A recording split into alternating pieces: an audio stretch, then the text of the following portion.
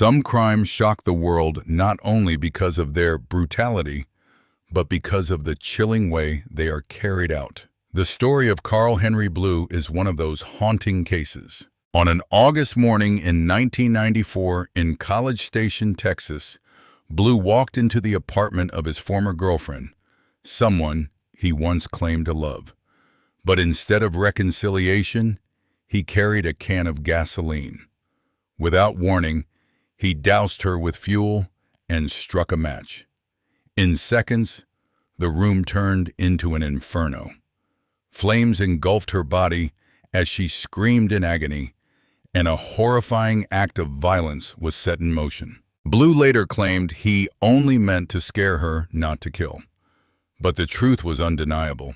His ex-girlfriend, Carmen Richard Sanders, died days later from her catastrophic burns.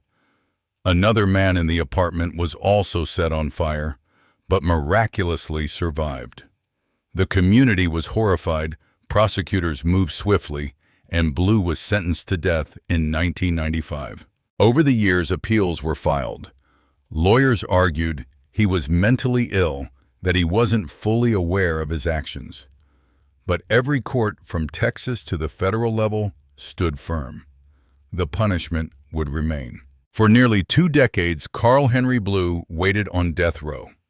And finally, on February 21, 2013, inside the death chamber in Huntsville, Texas, he faced the ultimate consequence.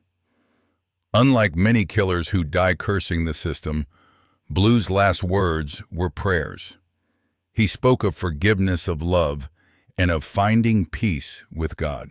But the question lingers: can final words of faith and repentance ever erase the memory of such a cruel, fiery death? Or does this case remain a chilling reminder of how love twisted into obsession can ignite into unimaginable horror? Classification: murderer. Characteristics: revenge. Number of victims: 1. Date of murder: August 19th, 1994, date of arrest. Same-day surrenders. Date of birth: January 9th, 1965, victim profile. Carmen Richards, 38, his former girlfriend. Method of murder: threw gasoline on her and set her on fire. Location: Brazos County, Texas, USA. Status: sentenced to death on June 14, 1995. Executed by lethal injection in Texas on February 21, 2013. Blue left his College Station apartment and walked 7 miles to the apartment of his ex-girlfriend, Carmen Richards Sanders. Blue stopped at a convenience store across the street and paid for 50 cents worth of gasoline. As Carmen was leaving for work, Blue forced his way into the apartment, threw a cup of gasoline on her, and set her on fire with a lighter. Lawrence Williams was an eyewitness who was also inside the apartment. As he stepped out of the kitchen, Blue threw gasoline on him and also lit him on fire. Blue then turned to Carmen, emptied the last bit of gasoline from his cup, and said, "I told you I was going to get you." Williams survived the attack with serious burns, but Carmen died in the hospital 19 days later. Blue later turned himself into police, saying the incident was a prank and the victim's death accidental. Texas no longer offers a special last meal to condemned inmates. Instead, the inmate is offered the same meal served to the rest of the unit. I'm talking to each and every soul in this building, in this room. Get your life right. I don't hate nobody. You're doing what you think is your job. God's law is above this law. Hi, Terry. I love you. I never meant to hurt your mama. If I could change that, I would. I hope you can forgive me. He then expressed love to his parents, who watched from another room. Tell my babies Daddy will be looking down on them from heaven, he said, referring to his 25-year-old daughter and 24-year-old son who did not attend. I did something wrong, and now I'm paying the ultimate justice. It may be crooked justice, but I forgive these people.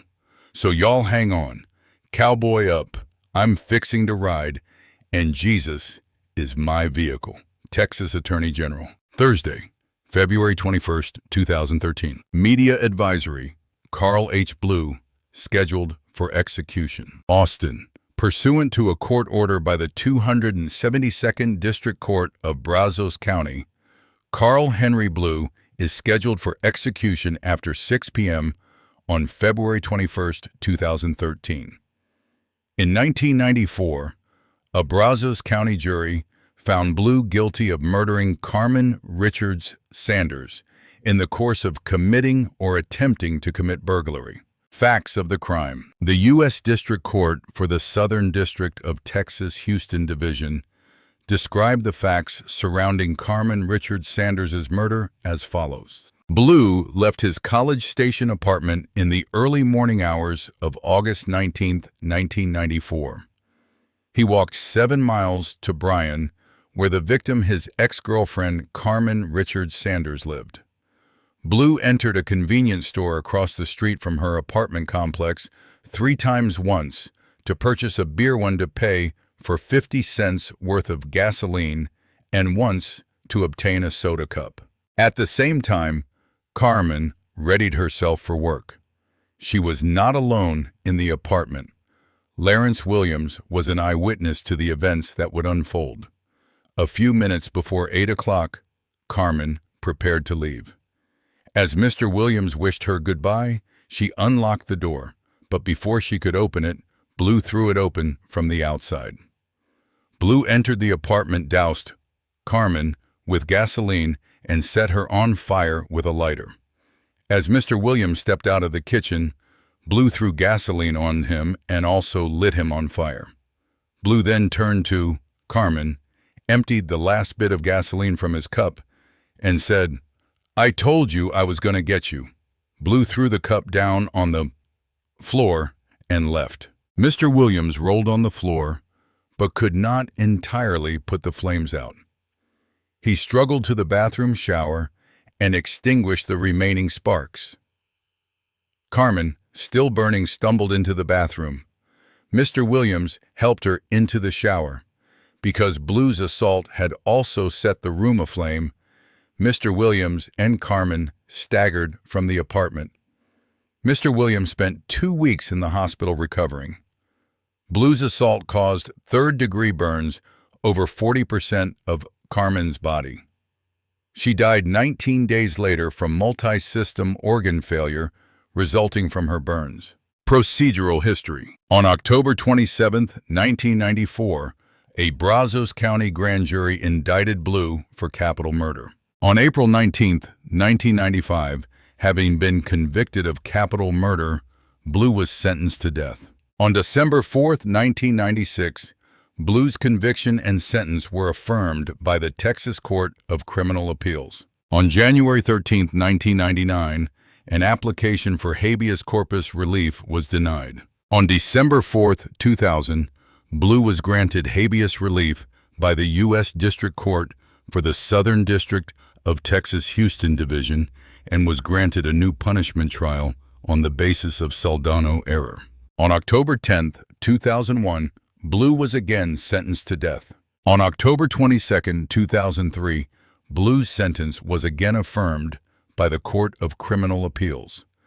A petition for a writ of certiorari was denied by the U.S. Supreme Court on October 4, 2004. The Court of Criminal Appeals denied Blue's state habeas application stemming from the second punishment trial on November 10, 2004. Blue then filed a third state habeas application alleging that he was mentally retarded and therefore ineligible to be executed. After oral argument, the Court of Criminal Appeals dismissed this application pursuant to Texas Code of Criminal Procedure, Article 11.071, Section 5A3, on March 7, 2007. Blue filed a petition for writ of habeas corpus in the U.S. District Court for the Southern District of Texas Houston Division. The federal district court denied Blue's petition on August 19, 2010. After oral argument, the Fifth Circuit rejected Blue's appeal on December 22, 2011, and affirmed the denial of habeas corpus relief by the district court. Blue filed a petition for writ of certiorari in the Supreme Court, but the court denied certiorari review on October 1, 2012. On November 15, 2012, the 272nd State District Court scheduled Blue's execution for February 21, 2013. Prior criminal history. Under Texas law, the rules of evidence prevent certain prior criminal acts from being presented to a jury during the guilt-innocence phase of the trial. However, once a defendant is found guilty, jurors are presented information about the defendant's prior criminal conduct during the second phase of the trial, which is when they determine the defendant's punishment. In addition to the brutality of the crime against Richard Sanders, the prosecution established that Blue had a history of violence, especially toward current and former girlfriends. Specifically, Blue sexually assaulted one girlfriend, threatened to kill her, and broke into her house. Blue beat another girlfriend when she was 8 months pregnant. He also cocked a gun, put it to her head, and threatened to kill her. And there were times when Blue would hit her in the face and jaw until she was unable to eat. Finally, Blue was a disciplinary problem while incarcerated in the county jail for the second punishment trial, February 22, 2013. Huntsville, Texas, AP. A man convicted of killing his ex-girlfriend by dousing her with gasoline and setting her on fire was executed in Texas on Thursday after the U.S. Supreme Court refused his final appeal. Carl Blue, 48, was condemned to die for attacking Carmen Richard Sanders at her apartment in Bryan, about 100 miles northwest of Houston, in September 1994. He also tossed gasoline on a man in the apartment, but the man survived and testified against Blue. Blue claimed it was a prank gone wrong, but prosecutors said it was an intentional attack sparked by jealousy. In his final statement, Blue greeted his victim's daughter, Torella Richards, as she entered the death chamber viewing area by telling her he loved her. "I never meant to hurt your mama," Blue said, while strapped to a mate gurney. "If I could change that, I would. I hope you can forgive me." He then told his parents, watching from an adjacent room, that he loved them and acknowledged he had done something wrong. He said he was paying the ultimate justice. "It may be crooked justice, but I forgive those people." He later added, "Cowboy up. I'm fixin' to ride, and Jesus is my vehicle." Blue took about a dozen breaths as the lethal drug began taking effect. He said he could feel it, then slipped into unconsciousness before being pronounced dead. At 6:56 p.m., Richards declined to take questions after the execution, but said her journey was over. "I can move on with my life," she said. "My journey has ended today." Prosecutors said Blue walked 7 miles from his home to a convenience store and had been drinking malt liquor and smoking crack behind the store when he bought 50 cents worth of gasoline and put in a big gulp cup. Court records said he waited outside Richard Sanders' apartment, then when she opened the door, rushed in and told her, "I told you I was going to get you." He then doused Richard Sanders and set her ablaze. When Blue discovered Lawrence Williams at the apartment, he threw what was left of the gasoline on Williams, setting him on fire. He had only one true love in his life, and here she was with another guy, recalled John Quinn, the lead defense attorney at Blue's 1995 trial. Hours after the attack, Blue turned himself in to police. "When I went to knock, she snatched the door open and had a cigarette." Blue told police in a tape-recorded statement played at his trial. "I wasted gas on both of them, And she caught on fire and he caught on fire, and I took off running.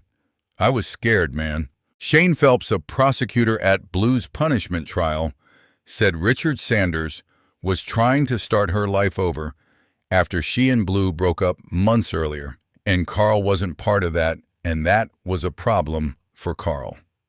In appeals this week, Blue's attorney, Michael Charlton, argued that it was a conflict of interest for one of Quinn's co-counsels to represent him in appeals because he likely wouldn't contend. His previous work was deficient. The conflict resulted in valuable and worthwhile claims not being presented to any court, Charlton said.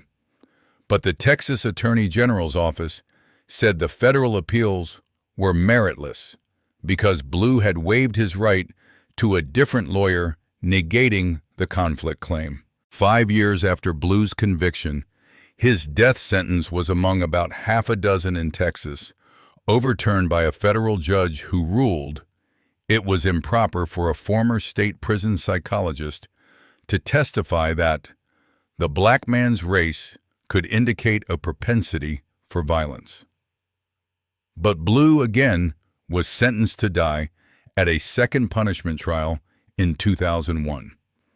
His was the first execution this year in the nation's most active death penalty state. At least 11 other prisoners are scheduled for lethal injection in the coming months in Texas, which executed 15 inmates last year. February 21, 2013. Huntsville. A Brazos County man who claimed his girlfriend's death was a prank gone wrong was executed Thursday night, becoming the first inmate to be put to death in Texas this year. Carl Blue, 48, was convicted of the murder of Carmen Richard Sanders at her home in College Station in September 1994. He tossed a cup of gasoline on her and then set Richard Sanders on fire. Blue addressed the victim's daughter, Torella Richards, from the death chamber Thursday. "I never meant to hurt your mama," he said. "If I could change that, I would." Blue told his family he loved them and that he knew why he was being executed, even though he called it crooked justice. "I did something wrong, and now I am paying the ultimate price," he said. The lethal dose began at 6:30 p.m., and Blue took several deep breaths and said, "I feel it, love, love," before he lost consciousness. Blue's mother, Joanne Gooden, immediately broke into tears as she witnessed her son's passing. Blue was pronounced dead at 6:56 p.m., almost an hour after the United States Supreme Court rejected his final appeal. Richards made a statement to the media following the execution. She was 7 years old when her mother was murdered and said that her journey was over Thursday. "I can move on with my life," she said. Prosecutors said Blue walked 7 miles from his home to a convenience store on Aug. 1994, and had been drinking malt liquor and smoking crack behind the store. When he bought 50 cents worth of gasoline, he put in a big gulp cup. Court records said he waited outside Richard Sanders' apartment, then rushed in when she opened the door, telling her, "I told you I was going to get you." He doused Richard Sanders and ignited her. Another man, Lawrence Williams, was at the apartment at the time of the attack. Blue threw what was left of the gasoline on Williams, setting him on fire. Williams survived, but Richard Sanders died of her burns at Herman Memorial Hospital in Houston on Sept. 7, 1994. Blue turned himself into police hours after the attack, claiming it was a prank, and Richard Sanders' death was accidental. "When I went to knock, she snatched the door open and had a cigarette," Blue told police in a tape-recorded statement played at his trial. "I wasted gas on both of them. And she caught on fire, and he caught on fire, and I took off running. I was scared, man." 5 years after his conviction, his death sentence was among about a half dozen in Texas, overturned by a federal judge who ruled it was improper for a former state prison psychologist to testify that the black man's race could indicate a propensity for violence. Blue again was sentenced to die at a second punishment trial in 2001, February 22, 2013. She fell in love with a death row inmate after answering his online plea for a pen pal, and they had made plans to wed. A British secretary told of her devastation last night after her soulmate was executed in Texas for killing his former girlfriend. Jan McDonnell, 49, fell in love with death row inmate Carl Blue after answering his online plea for a pen pal, and they had made plans to wed. His final words to her just moments before he was given a lethal injection were, "I'm getting a ranch up in the sky, and when you get there, we will ride our horses together." She was heartbroken following the murderer's execution on Thursday, 12 years after he was sentenced to death for the second and final time. Devoted Jan of Hertfordshire said, "I've lost my best friend, the hardest thing I've ever had to face. There are no words to explain it." Blue's very last words as he took his final breath in the death chamber were, "Cowboy up. I'm fixin' to ride. Jesus is my ride." He was convicted of murder in 1995 after setting fire to his ex-lover, leaving her to die in agony. His death sentence was repeated after a retrial in 2001. Standing by her man to the very end, Jan told the Mirror how she considers Blue to be her soulmate, even though they have never touched. The divorcee, who works for the Royal National Orthopaedic Hospital in Stanmore, northwest London, explained, "Carl was my best friend in the world. He was just a wonderful person, he really was. He was a changed man. 20 years ago, he was a crack addict, but he became a different person." The behind-bars relationship began in 2005 when Jan spotted a message from prisoner number 999151 on the internet. A photo with his message described him as 227 the liobs of man. Blue's ad on a website set up by his family and supporters read, "Hello, my name is Carl, and I'm seeking a pen pal friendship with anyone who is serious about wanting a good friendship via letters." Doting Jan revealed she was hooked on Blue as soon as she wrote back, so much that she uses his surname at her secretarial job. She said, "I saw an ad, sent an email, and that was it. We've been together ever since. It was a long journey, but it was definitely worth it." John explained that the deep friendship blossomed when she flew out to meet the killer at the Polunsky unit in Livingstone, Texas. The high-security prison houses the state's most dangerous criminals. Bully 48 was one of 300 notorious inmates on death row. "When I visited him, he was in a cubicle," said Jan. "I have only been able to visit him about 4 times a year. I have never been able to touch or kiss him. Once they are sentenced to death, they never have human contact. I really fell in love with Carl as soon as I met him. He was one of the most religious men I know, and also one of the kindest I know. He's just a nice person. It's hard to understand when you haven't met him. Carl loved animals, he loved people. He had the strongest faith of anybody. He was just kind, you couldn't help but like him. The couple planned to marry, but never got round to filing papers with the courthouse in Texas." Jan said, "We filled out all the forms, but we just never actually got round to doing it. What we have is not a marriage like we think of marriage in the sense of the word. It is a common law marriage. I am Carl's common law wife. Carl always referred to me as his wife." But her family and friends have struggled to understand her connection with Blue. She explained, "Some of my family have been supportive and some haven't. It is a very hard thing to understand. It's not like a normal relationship. If somebody hurt my family, my first thought would be, I want retribution. But you have to put yourself on the other side. That person has a family too. I went into this with my eyes wide open. Since meeting the murderer, Jan has forged close friendships with other women who have married death row prisoners. She said, I don't see how people can say that they have had a romance with a man on death row. How can you have a romance with a man behind bars? It's just not possible. But you can have the deepest friendship. Carl and I are like soulmates, but you can't possibly have a romance with somebody who's in a cell. It would be like being in love with David Beckham.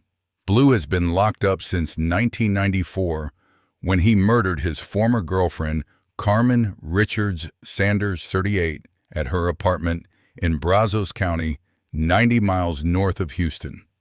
The killer was just 29 when he filled a cup with 50 cents of petrol and threw it at her. Then he used a lighter to set her on fire before turning on her new boyfriend as he rushed to help. As she writhed in agony, Blue shouted at her, I told you I'm gonna get you. Mom Carmen died 19 days later in hospital. Her boyfriend, Lawrence Williams, also suffered 70% burns in the attack, and his recovery was long and agonizing. At the time, jealous Blue claimed that her death was a prank gone wrong. His defense argued at his trial and appeals that he was high on crack. They also said he has an intellectual age of just 8. Last-ditch efforts to have his life spared failed.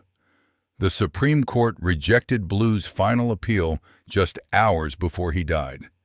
He was administered with a lethal injection on Thursday at the Texas Execution Center in Huntsville after eating a last meal of barbecue chicken. The father of 2 made several phone calls to friends and family, including Jan, whom he called his wildflower, before he was put to death. She said, he was serene and calm. He told me that he wasn't afraid and that I wasn't to cry. I tried not to cry, but I did. He told me he loved me and he was ready to go home. He was sorry for what he did. In his final moments, Blue spoke out to murdered Carmen's daughter, Torella Richards. As he lay strapped to a gurney in the death chamber, he said, I never meant to hurt your mama. If I could change that, I would. I forgive you. I hope you can forgive me. In emotional scenes, relatives of the killer sobbed as they heard Blue say, I did wrong. Now I am paying the ultimate price. It may be crooked justice, but I forgive these people. Blue was the first person to be put to death by lethal injection in the state this year. He is the 493rd inmate sentenced to die in Texas since capital punishment was reinstated in America in 1976 following a 4-year moratorium imposed by the Supreme Court. Since then, more criminals have been executed in Texas than any other state. America has sentenced more than 9,700 people to death in 37 years. Of that figure, 1,300 have been executed. Just 1% of those were women. The remaining prisoners have either died before they could reach the execution chamber or have had their sentences canceled. The condemned have been killed by hanging, electrocution shooting, or lethal gas. But injection is now standard. The sentence is limited to the most serious cases. This includes murder and drug trafficking. Earlier executions were carried out for witchcraft, horse theft, and slave revolt. The practice remains controversial in the U.S. Just 9 of the 33 states that allow the death penalty executed prisoners last year. One of John's relatives, who asked not to be named last night, said her family, including 5 siblings, has never been happy with the death row friendship. He said, I don't agree with it. I don't approve at all. I'm very much against it, and I think the rest of the family is too. I hope he burns in hell, to be honest. She should be pen pals with someone else, maybe soldiers serving abroad. Grieving John now plans to continue supporting other death row prisoners. She will also campaign against capital punishment. My main focus is fighting that, she said. I do not believe it is right. I'm pro-life. I think there are better punishments than putting someone to death. The ad that caught her eye. Dear friend, hello, my name is Carl, and I'm seeking a pen pal friendship with anyone who is serious about wanting a good friendship via letters. Allow me to express some things about myself. I'm 36. My birthday is January 9th, 1965. I'm a country boy. I've worked rodeos and I was a trucker driving 18-wheelers. Some of the things I like are reading, writing, sharing views and opinions. I enjoy motorcycle riding, horseback riding. I also like to do a little singing, and some of the books I enjoy are by authors Stephen King and Alice Walker. I just enjoy live sick, and I have much love in my heart to share, and I need a friend. I've been on Texas death row since June 1995. But my death sentence was overturned, and I was resentenced to death a second time October 10th, 2001. I now want to fight for my life again, and I hope to get any kind of support to help me obtain an investigator and a good attorney to fight my appeals. But the main thing I seek and want is a good friend to stand by me, because it's lonely and hard to face this all alone. I hope to hear from you, and thanks for taking the time to read my message. Best wishes to you and your family, and thank you again for taking the time to read this. Warmest regards, Carl B. Carl Henry Blue and Carmen Richard Sanders lived together for 4 or 5 months during the early part of 1990. However, their relationship was apparently fraught with arguments. Blue even broke Carmen's nose once at a family reunion, after which he threatened her, "If you ever mess off on me, I'll kill you." Blue also threatened to beat Carmen's sister. Carmen broke off her relationship with Blue around early summer 1994 and moved into her own apartment in College Station. Soon after her move, Carmen met and began dating the surviving victim, Lawrence D. Williams. Approximately 1 week before the murder, Blue went to Carmen's apartment uninvited and told her visiting brother, "I love her, but I'll kill her." On the evening of August 18th, 1994, Blue again went to Carmen's apartment. While Blue was there, Williams arrived because he and Carmen had dinner plans. However, instead of going out to dinner, Carmen asked Williams to take Blue back to Bryan, where he lived. Williams testified that Blue seemed angry on the ride back to Bryan and asked if he and Carmen were messing around. Williams said that they were just friends. When they arrived at their destination, Blue stated, "Well, man, I'll go and buy me some gas and burn down that apartment and whoever's in there." The next day, Blue walked from his Bryan apartment to the Tropicana convenience store gas station behind Carmen's new apartment, where he entered the store 3 separate times for beer 50 in gas on the pump, and then a jumbo soda cup. He pumped the gas into the cup. Blue then waited outside of Carmen's door for her to emerge to go to work.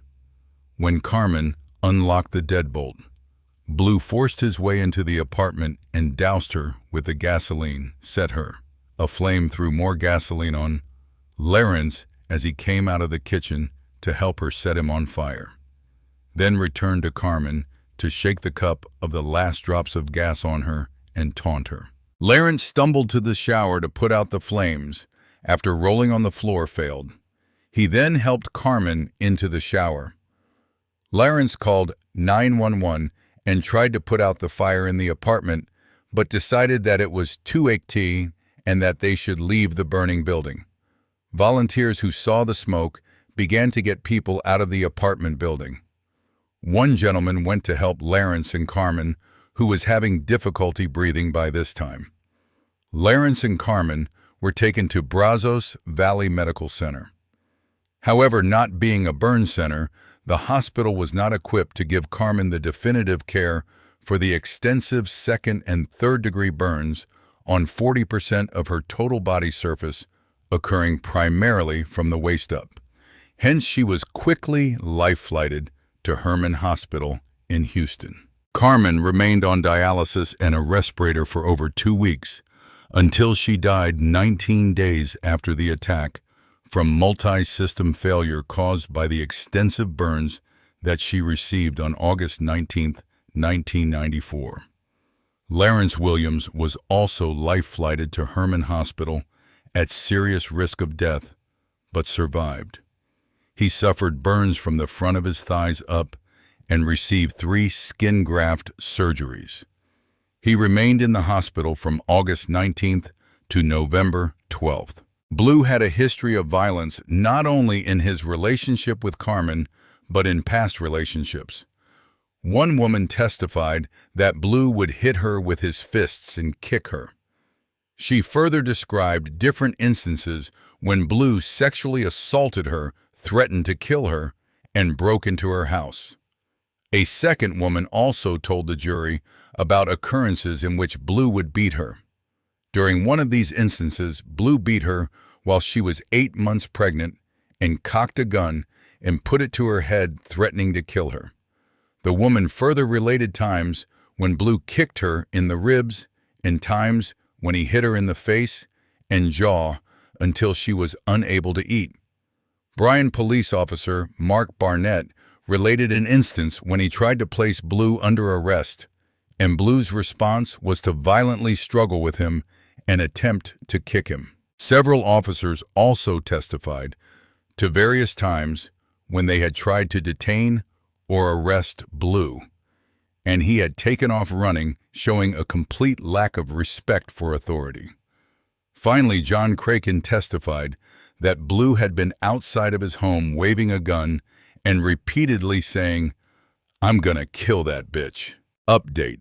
In his final statements, Carl Blue greeted the victim's daughter, Torella Richards, as she entered the death chamber viewing area by telling her he loved her.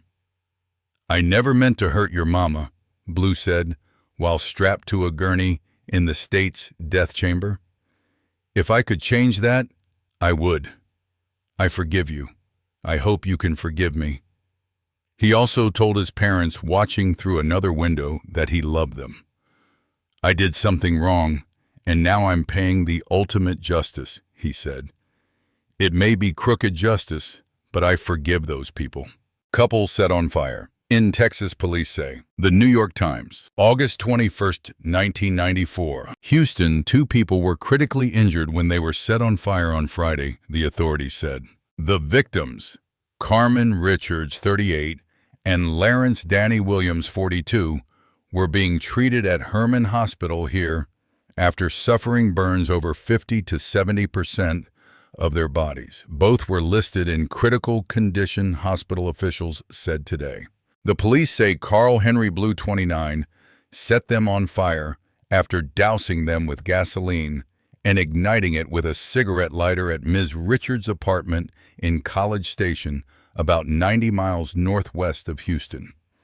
Mr. Blue, who was arrested about 7 hours after the incident, apparently set the couple on fire because Ms. Richards was his former girlfriend, the authorities said.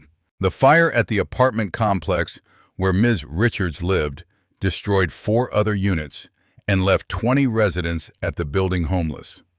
Carl Henry Blue's story is not just about a man put to death, it's about the devastating cost of anger, obsession, and violence. His victims' screams were silenced by flames, but the memory of that horror still burns in the minds of all who hear it. On February 21, 2013, the state of Texas carried out his execution by lethal injection. In his final moments, Blue spoke of forgiveness and love, But for many, those words came far too late.